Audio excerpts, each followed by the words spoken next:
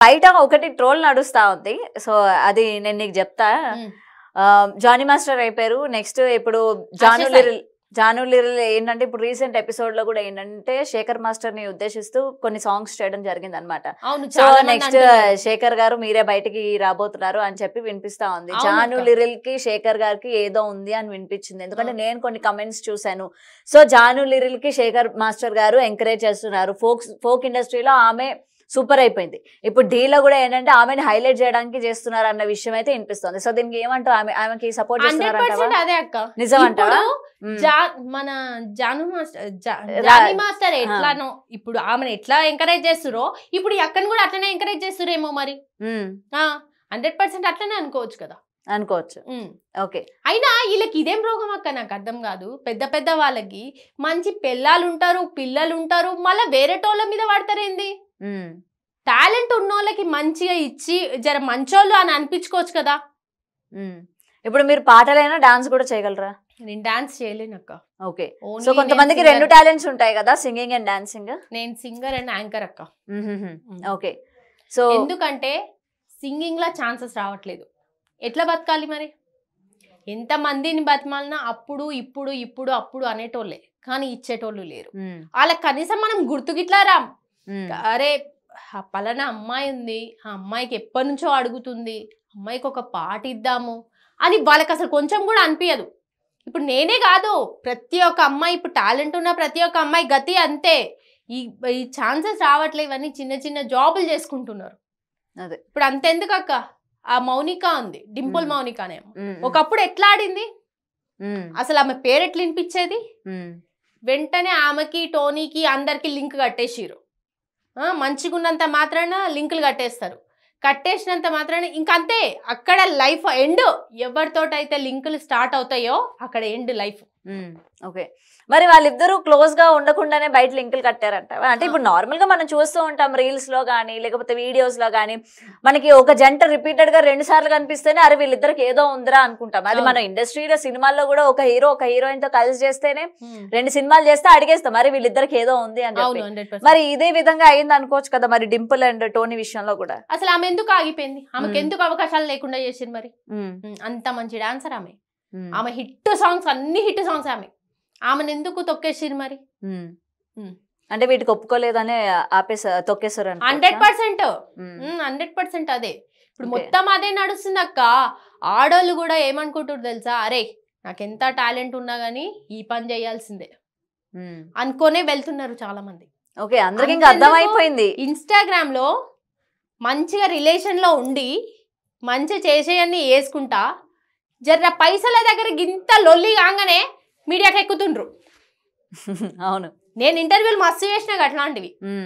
మీడియాకి ఎక్కుతురు అంటే ఇప్పుడు ఎక్కడ మన మీడియా వల్లమే పిచ్చోళ్ళమా లేకపోతే వాళ్ళు పిచ్చోళ్ళా? ఎవరు పిచ్చోళ్ళు ఇక్కడ? అదే మంచిగా ఉన్నంత వరకు వాళ్ళు తిరుగుతుండ్రు, చేస్తురు, అన్ని చేస్తురు తల్లిదండ్రులకు తెలియకుండా. ఇప్పుడు మీడియాకి ఎక్కుతురు. మీడియాకి ఎక్కిన తర్వాత ఎవరి జీవితాలు నాశనం అయితే అక్క. ఓకే, మంచిగా ఉన్నావా, మంచిగా వాళ్ళతో ఉన్నావా, మంచిగా పెళ్లి చేసుకున్నావా, హ్యాపీగా ఉన్నావా, అట్లా ఇద్దరు కలిసి చేసుకోరి వద్దనం. అది అయిపోయినాక ఇప్పుడు ఎవరు ఎఫెక్ట్ పడతారు అక్క? మగోళ్ళ కంటే మస్తు మంది దొరుకుతారు. ఆడోళ్ళకి అరే పలానా అమ్మాయి అంట తోడు తిరిగింది అంటారా? అరే దానికి పిల్లగాన్ని ఎట్లా ఇస్తారా మీరు అని అన్నారా? నెక్స్ట్ ఆఫర్స్ అయినా కూడా రావు కదా మళ్ళీ.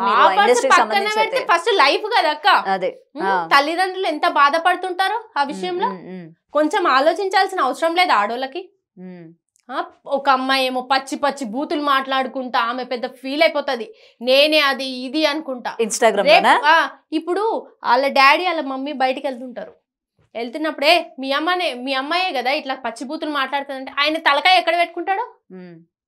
కొంతమందికి అది గొప్ప కావచ్చు, కానీ ఫాలోవర్స్ కూడా వాళ్ళకి ఉన్నారు కదా ఈ రోజు మనం చూసుకుంటే. అదే కొన్ని లక్షల మంది ఫాలోవర్స్ చేసేటోళ్ళు, సహాయం చేసేటోళ్ళు, లేకపోతే పైసల సహాయం కానీ లేకపోతే అన్నం పెట్టుడు కానీ అన్నదానాలు చేసే ఇట్లాంటి వాళ్ళకి లేవు. ఇట్లాంటి మాట్లాడేటోళ్ళకే ఉన్నాయి. గలీజ్ మాటలు మాట్లాడి గలీజ్ పనులు చేసి తిరిగేటోళ్ళకే రోజులు ఉన్నాయి. ఇప్పుడు నిజాయితీ ఉన్న వాళ్ళకి ఎక్కడా రోజులు లేవు. ఇప్పుడు నేను తిరిగి తిరిగి తిరిగి తిరిగి అనుకున్నా, నీ అమ్మ చల్ వేస్ట్ ఈ ఫోక్ ఇండస్ట్రీ, ఇక పాటలు పాడు వేస్ట్ అనిపించింది. కానీ నాకేంటంటే గోలు ఒక సాంగ్ హిట్ అవ్వాలి, నన్ను నేను నిరూపించుకోవాలి. ఎంతోమంది పాటలు పాడి ఆ డ్రామా శ్రీదేవి డ్రామా కంపెనీకి పోతున్నారు.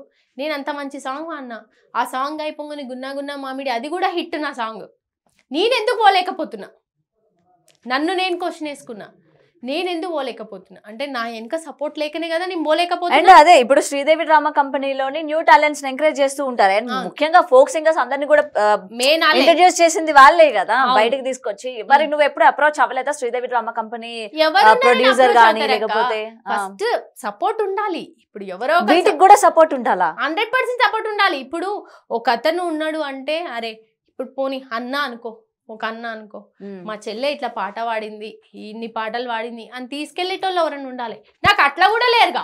ఇప్పుడు సాంగ్ ఫేమస్ అయినప్పుడు వాళ్ళే కాంటాక్ట్ అవుతూ ఉంటారు కదా. మరి ఇప్పటి వరకు అవ్వలేదు అక్క. నన్ను నివృత్తి వైబ్స్ లో వచ్చిన ప్రతి ఒక్క పాట అక్కడ కనిపిస్తుంది శ్రీదేవి డ్రామా కంపెనీలో.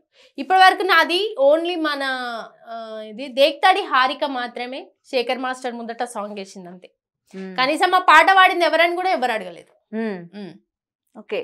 అండ్ ఇప్పుడు దీని గురించి మనం మాట్లాడుకుంటే మల్లిక్ తేజ ఫోక్ ఇండస్ట్రీ అందరికీ ఆయన పరిచయం, అంటే పరిచయం అవసరం లేదు పెద్దగా, ఆయన పేరు కూడా ఫోక్ సాంగ్స్ అట్లనే వైరల్ అవుతూ ఉంటాయి. అండ్ వాళ్ళిద్దరు కూడా ఇప్పుడు నువ్వు ఇందాక ఏదైతే అన్నావో అమ్మాయిలు ఇద్దరు రిలేషన్ లో బాగానే ఉంటారు, ఎక్కడ చెడుతుందో ఏంటో మీడియాకి ఎక్కుతూ ఉన్నారు అని చెప్పావు. మరి ఇదే ఇన్సిడెంట్ వీళ్ళ విషయంలో కూడా జరిగిందంటావా?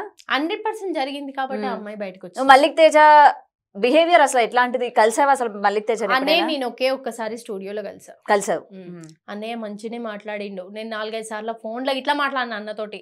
అన్న జర ఏదైనా అవకాశం ఉంటే చెప్పానా ప్లీజ్ అన్న, మస్తు తిరుగుతున్నా అన్న, ఇప్పటికే ఒక్క అవకాశం కూడా వస్తలేదన్న. అంటే తప్పకుండా నాన్న, అది మన స్టూడియో కాదు కదా, నాకు అవకాశం ఉన్నప్పుడు నేను కంపల్సరీ చెప్తారా. మంచిగానే మాట్లాడతారు. నాకు మంచి మాట్లాడిండు అన్న, చెప్తారా అన్నాడు. నెక్స్ట్ మౌనిక అమ్మాయి విషయానికి వస్తే అమ్మాయి కూడా అక్క అక్క అనుకుంటా మంచి మాట్లాడుతుంది.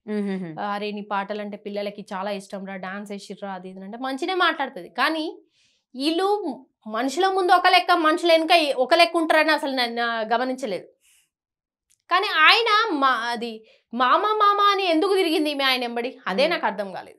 నిజం మేనగోడలు కాదా? అదే నాకు కూడా తెలియదు అక్క. నార్మల్ గా మీకు పరిచయం చేసేటప్పుడు ఏమని పరిచయం చేశాడు? ఏమని? ఆ పిల్లని పరిచయం చేశాడు. నాకు అసలు ఆమెను పరిచయం చేయలేదు.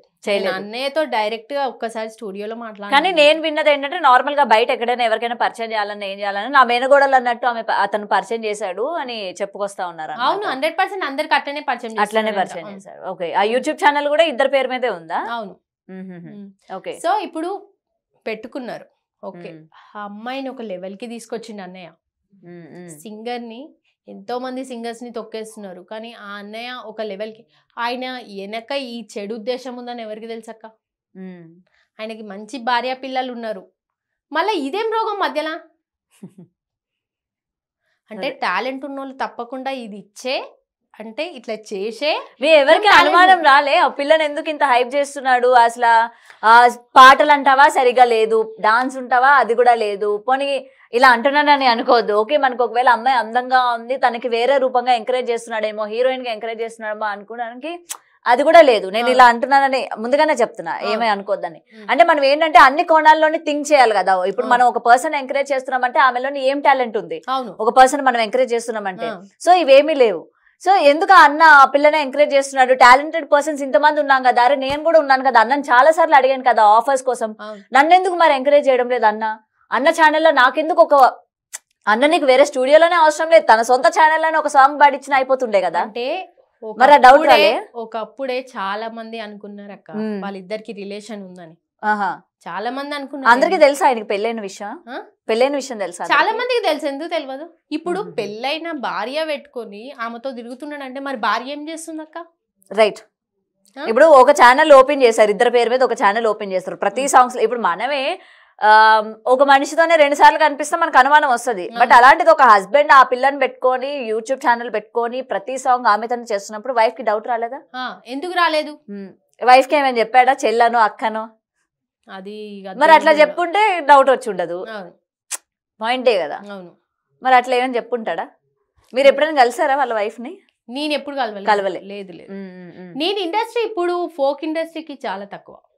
నేను చెప్తున్నాను కదా, మోస్ట్లీ నేను అట్లా తిరిగి తిరిగి తిరిగి పిచ్చిదాన్ని అయిపోయినా.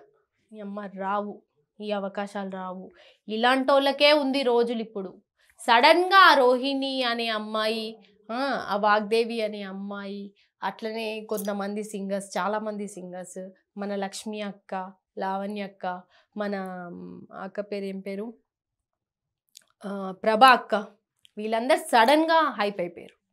సో ఇంకా రావు ఛాన్సెస్, నా వల్ల కాదు ఈ తిరగడం అనుకొని సడన్గా ఆగిపోయినా నేను.